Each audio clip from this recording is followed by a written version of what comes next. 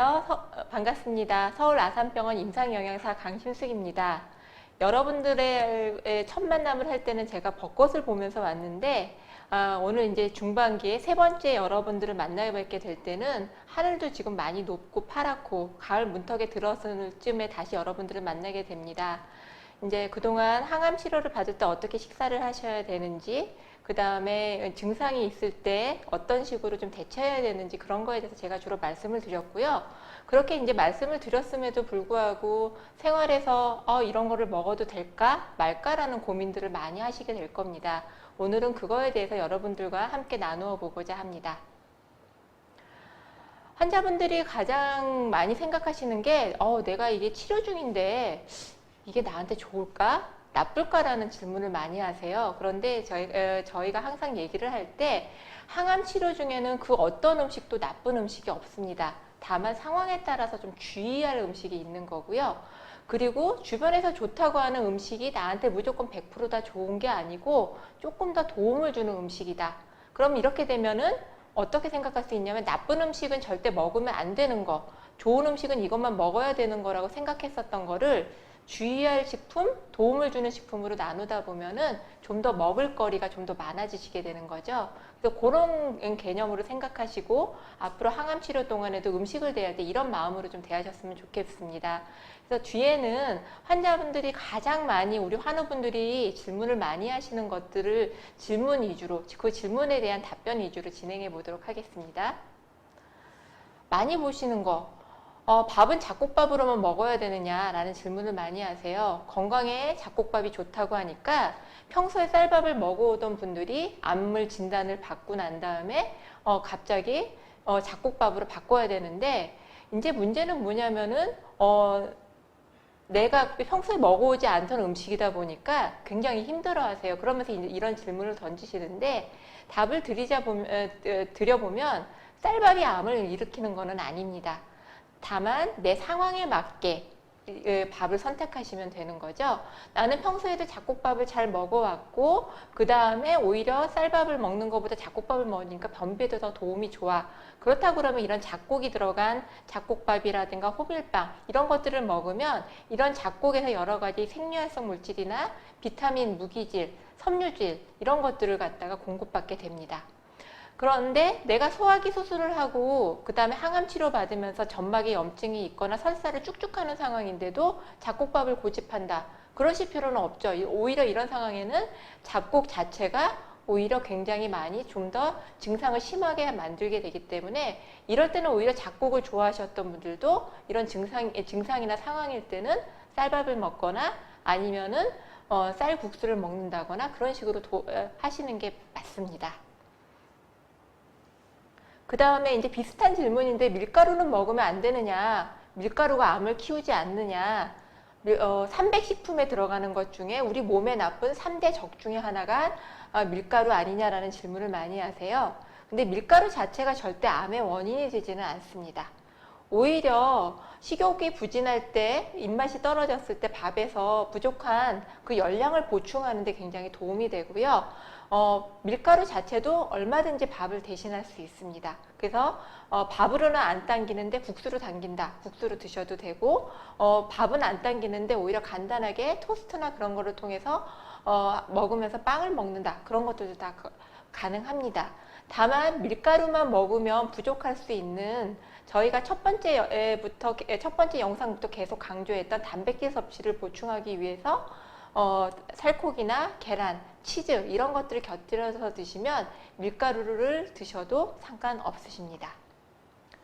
그 다음에 채소는 많이 먹을수록 좋습니까? 라는 질문을 많이 하세요. 워낙에 채소에 대한 채소를 많이 먹는 게 건강에 좋다라고 알려져 있는데 물론 그렇습니다. 여러 가지 색상의 채소를 먹게 되면 거기서 여러 가지 항산화 영양소를 함유된 것이 우리 몸에 많이 도움이 되지만 이것 또한 상황에 맞게 선택을 하셔야 됩니다.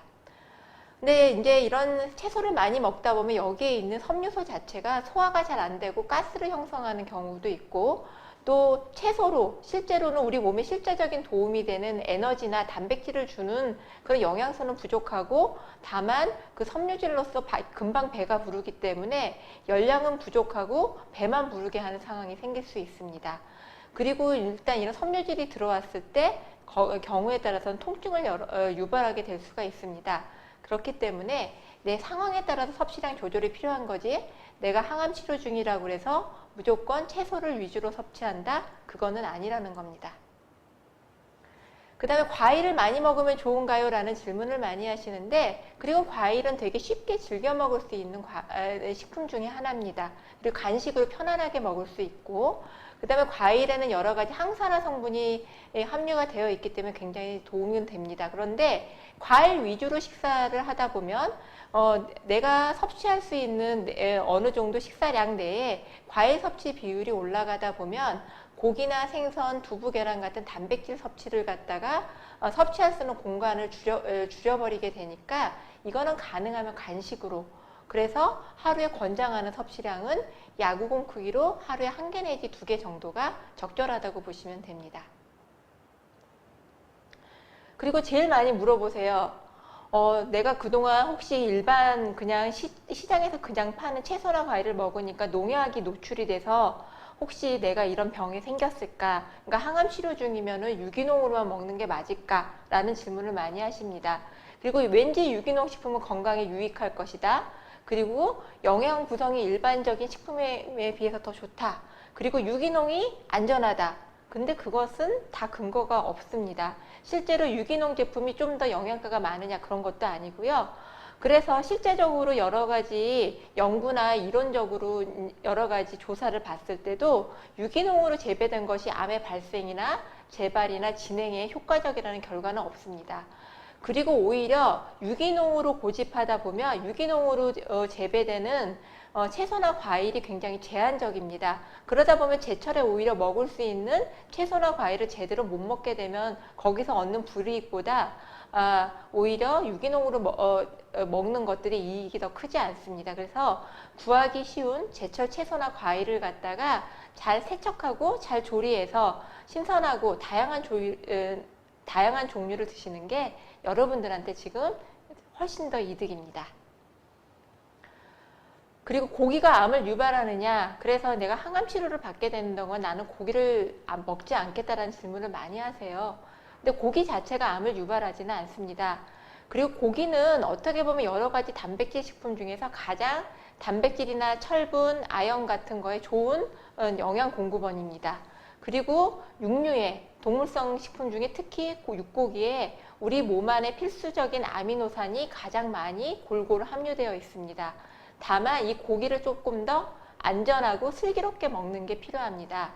그래서 안전하게 드시기 위해서 고기를 직접 직화로 숯불에 굽거나 하는 거는 그 직접 굽는 과정이나 고온에서 태우게 될 경우에는 다환 방향족 탄화수소라든가 헤테로사이클릭 아민이라는 실제로 발암물질을 생성하게 되니까 직접 굽는 것보다는 후라이팬이나 그런 데다가 간접적으로 굽거나 아니면 삶거나 찌거나 하는 방법으로 드시는 게 좋겠고요. 고기가 좀 걱정이 되시면은 좀 일주일에 2번 정도로, 그리고 이제 가공된 햄이나 소시지 같은 거는 일주일에 1번 미만으로 좀 제한하시는 게 좋겠고요. 나머지는 생선이나 두부, 계란으로 구성하시면 훨씬 더 도움이 되실 것 같습니다. 그리고 우리나라 분들은 되게 보양 음식에 대한 관심이 많으세요. 특히 이제 보양 음식 하면 뭔가 뽀얗게 우러난 국물에 대한 관심이 많으시게 되는데, 그래서 이런 질문을 많이 하세요. 보양 음식, 특히 사골 국물 아니면은 속꼬리 뭐 이런 거 고운 국물 이런 것들이 좀 더 몸에 좋지 않은 질문을 많이 하셔서 제가 영양 성분을 한번 여기 분석해 와 봤어요. 100g을 똑같이 먹게 됐을 때 보니까 이런 사골 국물 같은 경우는 보면 단백질 함량이 100g이면 보통 반 대접 정도 되거든요. 0.9g, 1g도 안 돼요. 그런데 보면은 닭고기나 오리고기나 돼지고기, 소고기를 갖다가 100g을 먹게 되면 단백질이 거의 19g에서 한 20g까지 굉장히 충분히 함유가 되어 있습니다.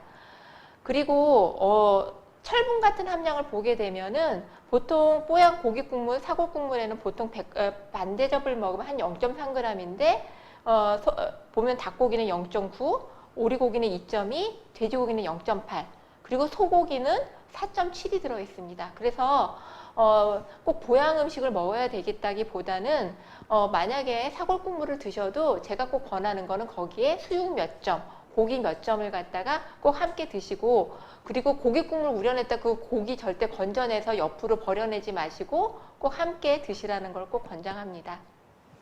그 다음에 기름 사용에 대해서 가장 궁금해하세요. 기름이 뭔가 나쁘다는 생각을 하고 계시는데 기름은 부족하게 되면 우리 몸에 필요로 하는 열량 공급도 부족하게 되고요. 그리고 필수 지방산이 부족하게 됩니다. 근데 이 필수 지방산이 부족하게 되면은 우리 몸은 염증 반응이 있거나 그럴 수 있는 가능성이 훨씬 더 높아지게 됩니다. 그리고 지나치게 많이 드시게 되면 체중이 늘거나, 그리고 막 튀기거나 볶는 요리를 너무 많이 드시게 됐을 때는 오히려 내가 소화력이 좀 떨어졌을 때는 오히려 더부룩하거나 그런 증상 때문에 불편감을 느끼실 수 있기 때문에 그런 데 좀 조절이 필요하십니다. 자, 그러면은 우리 예전에 몇 년 전에 나쁜 남자라는 뭐 이런 얘기도 있었는데, 우리 그럼 나쁜 기름하고 착한 기름을 한번 구분을 해보겠습니다. 크게 얘기하면은 우리가 이렇게 상온에 두고 봤을 때 고체로 이렇게 딱딱하게 굳는 기름은 좀 나쁜 기름에 들어갑니다. 그리고 상온에서 액체인 우리 식용유, 참기름, 들기름, 올리브기름 같은 그런 식물성 액체 지방은 착한 기름에 들어갑니다. 다시 예를 들어보면 육류에 있는 기름, 하지만 얘네들은 가열을 하게 돼야지 이제 기름으로 녹아져 나오니까 삼겹살에 특히 붙어있는 이런 육류기름이라든가 우리 커피 타 먹을 때 들어가는 이런 프림, 그 다음에 라면을 갖다가 끓이고 난 직후에는 모르겠는데 라면 먹고 왜 국물 남은 다음에 이렇게 놔두게 되면 거기 이렇게 덩어리져서 올라오는 그런 기름들이 좀 더 나쁜 기름에 들어가고요. 이런 식물성 기름이나 생선에 있는 기름, 그 다음에 견과류에 있는 기름은 착한 기름에 들어가셔서 이런 것들은 좀 더 부담 없이 드실 수가 있고요. 그 다음에 이런 고체인 지방은 너무 자주 많이 드시지 않도록 주의하시면 됩니다. 그래서 조리 과정 중에 내가 식물성 기름을 넣는다. 그럴 때는 한두 가지 기름으로 선택하는 게 아니라 그 조리 과정 중에 다양하게 지금 보시는 것처럼 선택하시면 됩니다. 이제 전을 부치거나 볶거나 튀길 때는 뭐 카놀라유라든가 콩기름, 포도씨 기름 그런 걸 선택하실 수가 있고요. 무치거나 나물을 무치거나 할 때는 참기름이나 들기름 뭐 이런 것들을 쓰실 수가 있고요. 그 다음에 샐러드나 이런 거에 사용하실 때는 올리브 기름 이런 것들을 사용하실 수가 있겠습니다. 이런 질문, 이런 것도 많이 궁금해 하시죠? 설탕 먹으면 암세포가 잘 자라냐? 그래서 그리고 막 인터넷에도 막 이런 말이 막 돌아요. 그런데 암세포를 포함해서 우리 몸의 모든 세포는 에너지를 포도당, 혈당에 의존을 합니다. 그러니까 당장 우리 몸에 만약에 당이 떨어져서 저혈당이고 에너지를 쓸 게 없다. 그럼 우리 며칠씩 굶고 그러면 1차적으로 주사를 맞는 게 뭐예요? 포도당 주사잖아요. 그렇기 때문에 당은 우리 몸에 필수예요. 그런데 예를 들어서 우리가 먹는 음식으로 설탕을 더 많이 공급한다고 해서 암세포가 더 성장이 더 많이 되느냐? 그거는 아닙니다.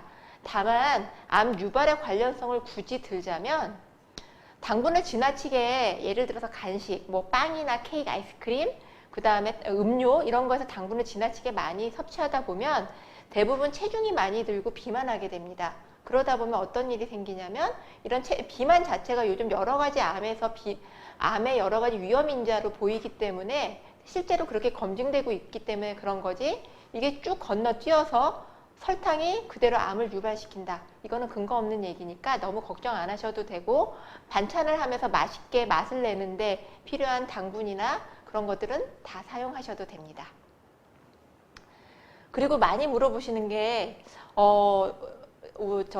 보호자분들이 많이 물어보세요. 이제 항암 치료 중이시니까 영양제를 드려야 되는지. 그런데 식사가 부족해서 만약에 필요할 때는 경우에 따라서 비타민이나 이런 미네랄 보충제가 필요할 수가 있는데, 지나치게 오히려 영양제를 필요한 이상으로 먹다 보면, 그렇지 않아도 지금 항암 치료 중에 우리 간하고 콩팥은 굉장히 열일을 하게 되거든요. 그 약제를 잘 우리 몸에서 돌리고 잘 대사시키기 위해서. 그런데 필요 이상의 영양제를 보충하다 보면 어떤 일이 생기냐면 그 영양제에 간하고 콩팥이 또 일을 하다 보면 오히려 지금 항암제 치료에 오히려 도움이 안 될 수도 있게 됩니다. 그렇기 때문에 가능하면 음식으로, 식품으로, 간식으로 그런 비타민과 무기질 섭취를 권장하게 됩니다.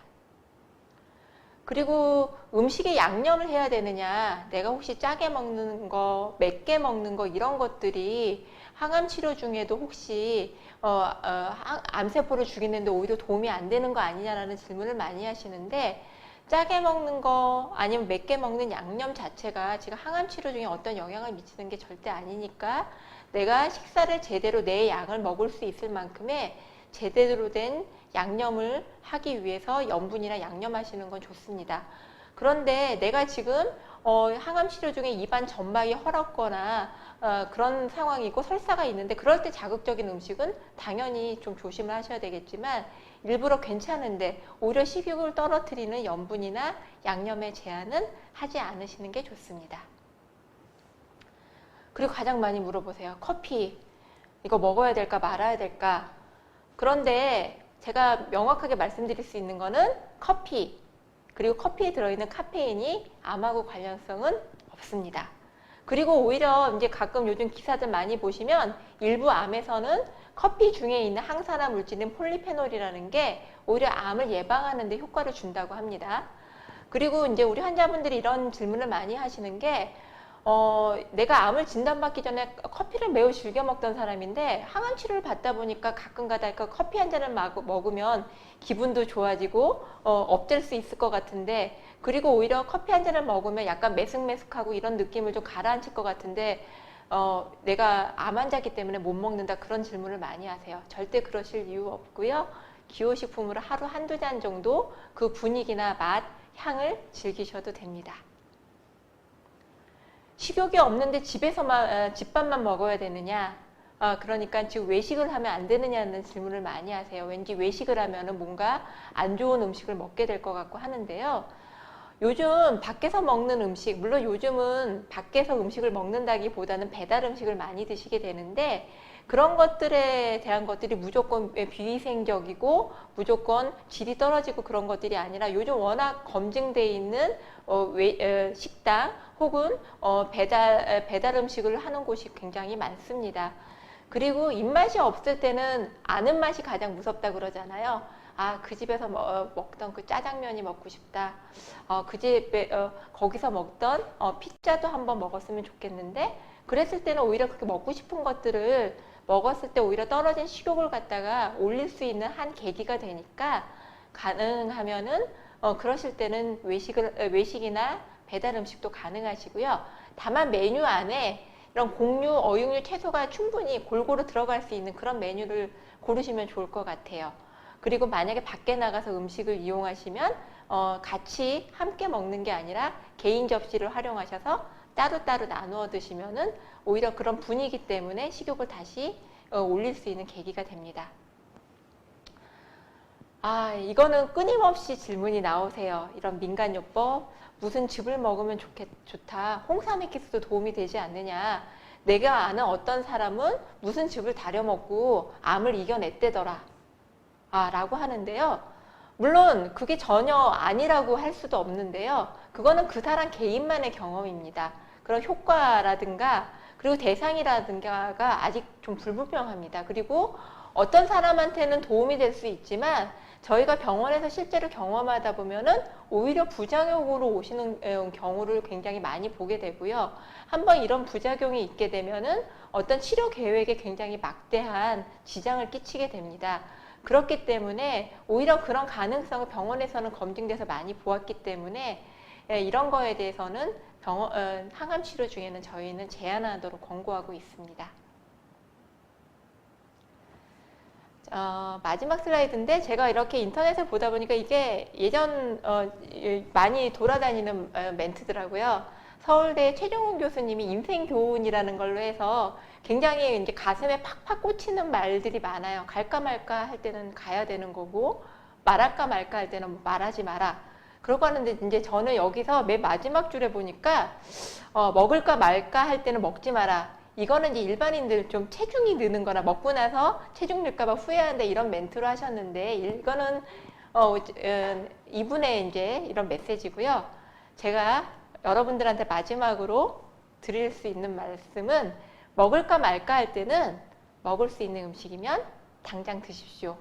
라는 게 오늘 여러분들한테 제가 이 강의 마지막에 드리는 메시지입니다.